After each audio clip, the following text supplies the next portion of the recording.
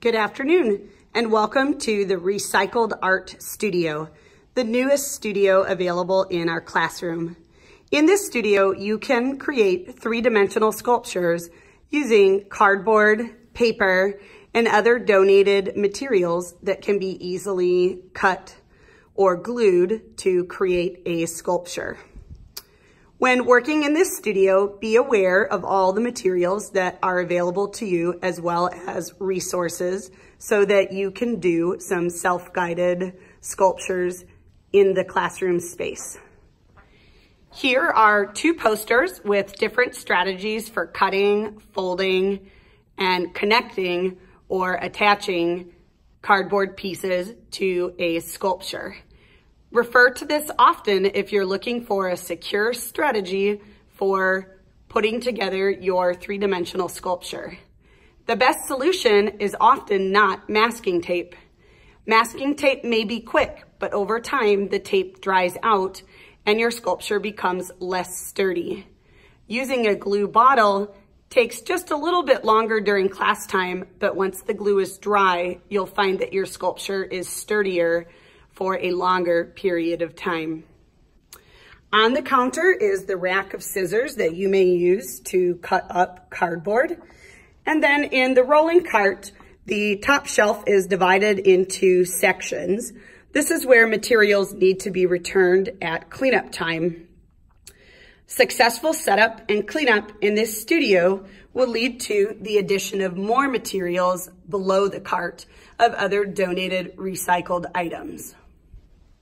What is currently available is base cardboard. This cardboard cannot be cut. This is a 5x8 piece of cardboard that is intended for you to build your sculpture on top of.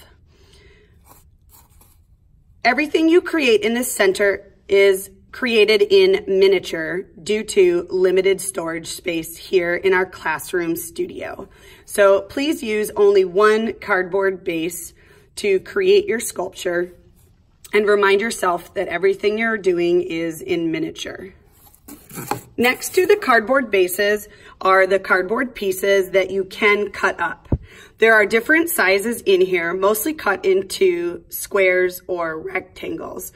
All of them have straight edged sides because they came just from the cutting board in our classroom. You can then draw on these pieces of cardboard and cut into shapes that you wish. The one slot over is for scraps. Teeny tiny scraps need to go in the recycle bin, but if you have larger scraps that are funky shapes, please put them here, especially if you think that it is a shape someone else might be inspired to use in their sculpture. There are also cardboard tubes available for you to use, and your cardboard scraps will go next to this slot at the end of class. Remember, only put larger scraps in here that you think other students will use. Little ones go in the recycle bin. This slot is for adhesives, things like liquid glue bottle, glue stick, masking tape, as well as paper that can be cut into strips and used for something called the tab technique, a strategy for securing vertical pieces of cardboard. I will bring the camera over to the table so that I can quickly demonstrate some strategies that will help you create a successful sculpture. At this table, I have my cardboard base and I've labeled it with my name and class code. Once I have that on there, I will flip over my cardboard base so that I do not accidentally hide my name with my sculpture.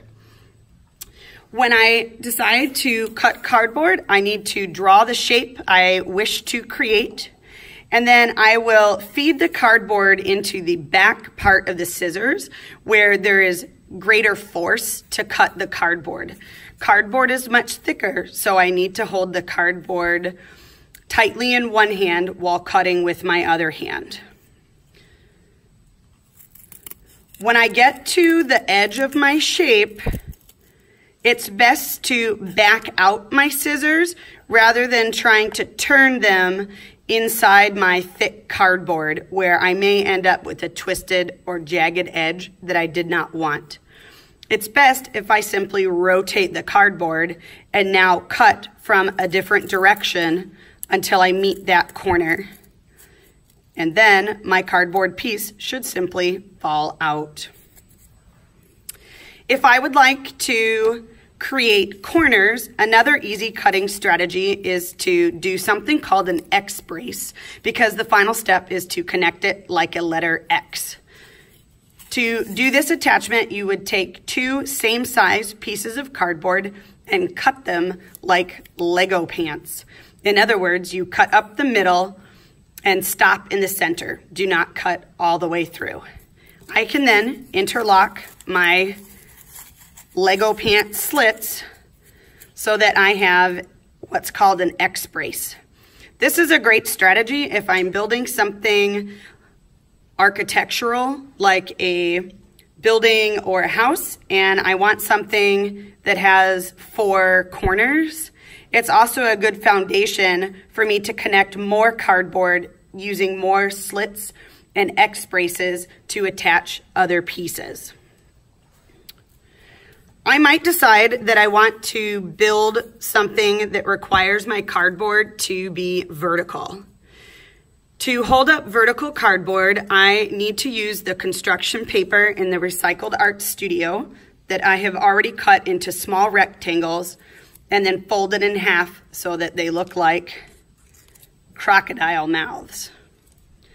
I will then add a dab of glue onto the outside of the crocodile mouth. Place it against my vertical cardboard, hold, and count to 20. For purposes of this video, I will speed up how long I'm holding the artwork. Do make sure that you really count to 20 when creating your own sculpture. This one tab is not enough to support the wall, as you can see, so it's important that I add a second tab on the opposite side. Add my dab of glue to the outside of the crocodile mouth, hold, and then count to 20.